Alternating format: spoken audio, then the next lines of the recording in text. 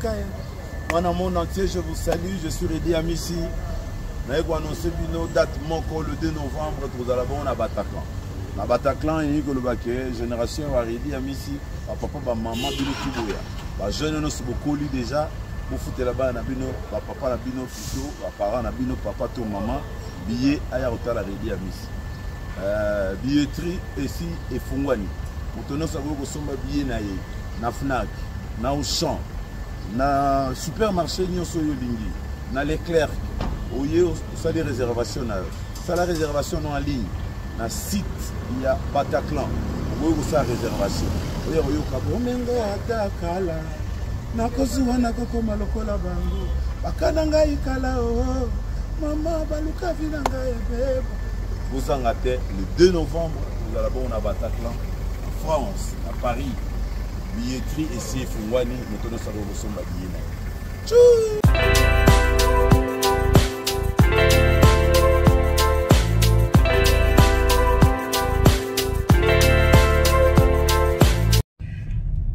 Voilà, le journal, je les ai bien. Moi, et PC, l'objet aux abos, ça, c'est vraiment bien marqué, c'est ça, c'est vraiment qui toque.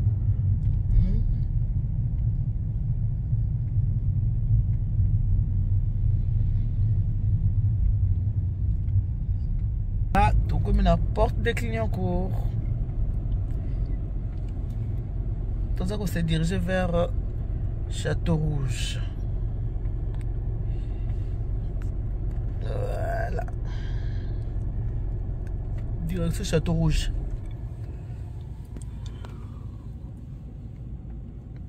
Ah, tout ça la porte de Clignancourt. Ah, ils ont le embouteillage. Embouteillage, il y a casse.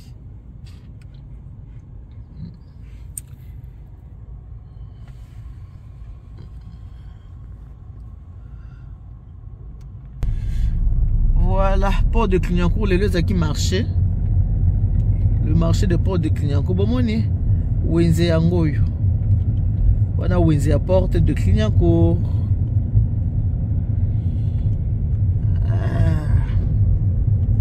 Le lot vendredi, pour le Clignancourt, biso moko pelé to ciel.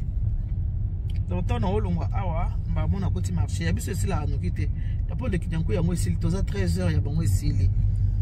Ya biso ya noiselle sila 19h. Surtout banda 13h ti 19h. Ba pour le Clignancourt bango bazo banda ce qui 8h ti 13h. Ba 6h hein. Ah OK. Voilà, donc le Moukolo a marché à porte de Clignancourt.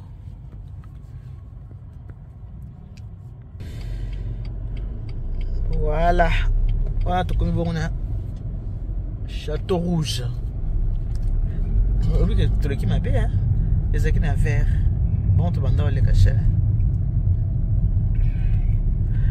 Tout comme on a Château Rouge. Vloggy vlog. Tambola na bino boye kala. Tambola na bino boye kala. Voilà. Là il y a un Château Rouge.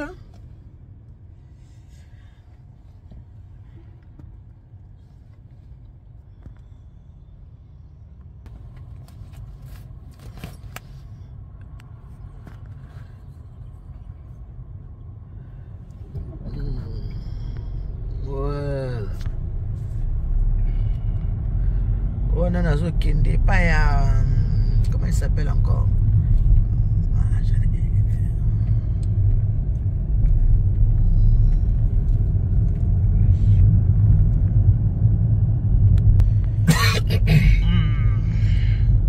ai... Et voilà, on a Château Rouge. Voilà. Bon, boy, côté là, on a celui qui pas mal. Les gens qui attaquent pour nous. Et on doit aller pour nous. Tout le monde, c'est quoi? Tout ça pas mal, Jeannette. Il va pas mal, Jeannette. C'est qu'on appelle ça, mais les imbots étaient. Tous les gars, n'a pas tellement à aucun moment. N'a tellement à. T'es tout qui n'a pas sur l'extérieur. Ah ouais, je vais au témoin parce que il faut notre super mona. T'es qu'à côté ma Jeannette kuna.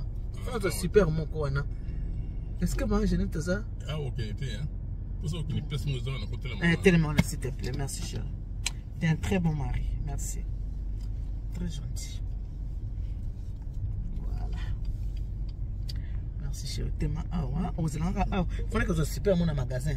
Au 5 pena pour ngama moko osmongi na za awa. Bakoya na ona shari. Ah d'accord. Bakoya na ona shari. Donc on a récupéré na super na pardon. OK, merci.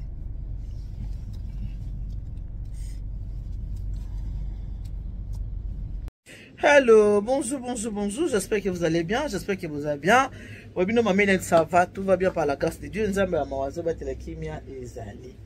Bah le but bon mon coca bon mon toujours pourquoi dans le but parce que au moment on a filmé à place belé au moment il filmé beau mon thème pembele comme on monte ah ce qu'on a na kacha Windsor 6 hein nazo yo ba mon moko Windsor 6 maman nanga bangi caméra mais yo poser maman commerçante ndeni o banga caméra oh bon mo te ndeni oyo biteke so ba mon moi waki toko yo omona ba o bazaka po akota afotsa la kusha nini ba makeup yo mtana inungi kitoko kuza santa chabo e ba mona yo o te ka ndingi nini batu ba ondima nini kenaki na Windsor 6 chabo na ba mona maja azokima azane na batashi te azokima yebi batu baza pokota chateau rouge ofacha ba makeup maja net kolo Windsor 6 yeyo bomoni soko ados na pesa 29 rire voilà ça la 29 rire Léon na Château Rouge. Bon moi quoi qui toko na bolia ka na tala bonde azaboy. Na kwa na nga pour la postation lobi nde bomoni. Toi famille biso ba congolais toi famille bande ko na ngai. To za famille mami Léon tout mon tema pembeli kama na moto te. Oui Henri Léon awa numéro 6 et pas ya maman Jeannette. Maman Jeannette za ngadia dia. Ah d'accord donc ko eh na zelo awa. Tenga la zo continuer na kizo super na kuna liko. Luka no ka mutu ngako konte na ngatenga na ke. Voilà. Na Windsor 6 chez ma Jeannette. Ma Jeannette zo boye hein. Et là.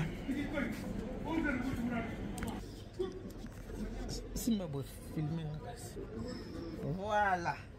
Na zo bongo na Windsor 6 chez ma Jeannette. Maman Jeannette. Mais on zwanga, on zo yote. Na tinde boye. Zela ma Jeannette na ngai. Et on sait comprendre Mangoko. Voilà. Voilà. Si c'est votre deuxième maman, maman elle a dit monter ma pembe, ni kambona montoté. Donc on a za bon on a Windsor 6 chez ma Jeannette. So ça pour ça au Dakatine, yangoyo. Ma Jeannette non. Voilà. Mafuta RDCP, to te kaka RDC biso. Ni no na mafuta. Mafuta papa yone. Papa. Ah, mafuta RDC, hein? Mafuta RDC, babi, yango, mafuta RDC, bateka ka RDC. Yango soma mafuta na yo mama. O nipo ba sozonema yango po biloko noza kitoko. Soma ba sozonema na yango wana. Donc nyoso ezali awa. Donc nena sala la biso parce que motema pembeli ka mo motote. Biso na biso ba congolais. To simba na lobo to sandi to ke liboso ne ba chinois ba kendaka liboso. Motema li komite kanda te zo te kama motote fumba pe yango. Ah pe to zona madeso. O ba yango sakombi de. Sakombi. O sakombi. Eh ndoko na eti mona okale. Oyi ke bile bo amakama be. Bo me mitina mo sakombi na nini? Ngati kaka sampo awo na zaka trop Congo. Ana tika ka trop Congo. Gabu tuna magazine ngala Congo tu sakombi na chete. Yo che sakombi. Sakombi yango. Oh, tu vas bien sakombi. Moi sakombi. Voilà. Sakombi. En tout cas, sakombi vous combien? 3 € mi balé 5 €. Oh, tikoloba. En tout cas. Voilà, sakombi ya nini ya madesu yango wana. Toza pe na nini na solo na biso vraiment ya vrai quoi. Solo président en direct de Congo yango na mbisi pe ezali. Ba mbisi pe yango. Mbisi pe ya kitoko, nyoso na mbisi ezali. Bon, merci beaucoup na bandeko na ngai obenga mama ele ya nitu. Aussi nous merci belé ne absolument mais ele ya nitu motema pembeli kama na motote. Soko ozeli kaka boy, Rile numéro 6 chez maman Jeannette. 29. Numéro 29. Ouais. Rile numéro 29 chez ma Jeannette, on doit nyoso na ngo posa. O ba malangwe yango. Ba ni na musala kindeki. Wa sende. Oh, so sala kindeki payé. Voilà, sala kindeki yango. Ah, voilà. Bon, comme tu as besoin de bino, on va continuer dans ngai. Ma Jeannette qui est pas ya Maria moi te kaka. On va go filmer, on va filmer. Moi ce qu'on doit au dîner.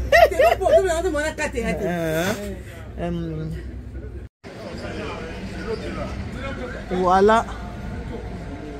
On a tous bon on a Wenza 6 Château Rouge. Ah. On a bon pas maman Jeannette. Wenza 6 Château Rouge. Voilà, Wenza 6 na Château Rouge, c'est maman Jeannette.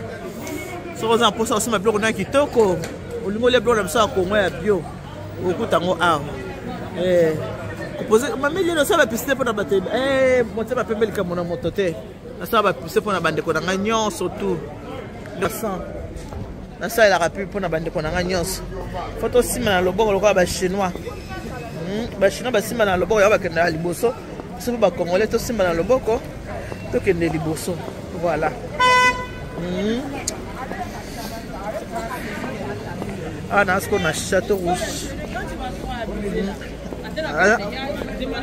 On a ce qu'on a Château Rouge. On a Simbani, on a bien pour. On a pas. Voilà. Oui. Bonjour papa. Bonjour. Notre Gims. Qu'est-ce que tu as fait? Yo, tu as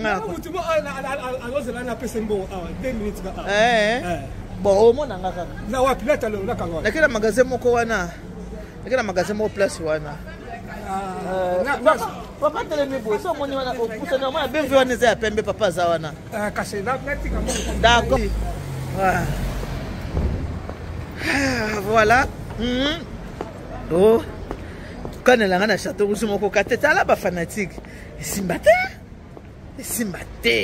So c'est le cas de pas maman Eliane. O c'est le de pas maman ni tout donc mon boulot quoi veut dire. On va simbate quoi. Voilà. Ngaïwana. Naza okende. Ah, naza en plein Château Rouge. Voilà. Voilà. Ngaïwana. Naza continuer toujours.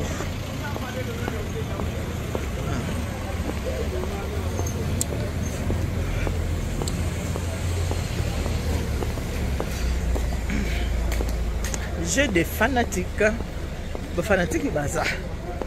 Baza pe belé. Merci beaucoup na bien bolinga maman Eliane. Tu ne vas pas maman Eliane. Bino ba vrai quoi. Pas de fanatiques révoltés. On monte malikondo. Fanatiques révoltés. Ya mette nanga bata papa edo diaka. Comment ça va bisous? Mamie chérie. Mamie chérie, mamie, je te fais de gros bisous. Maman secrétaire. Maman Adeline Ngafula. Ba bisous yangwana. Musala kitoko. Voilà. On a bongo ba famille di Kiarbo moko. Bon, na bomba na chombo po. Ah, place na ozali puta. Yangoyo.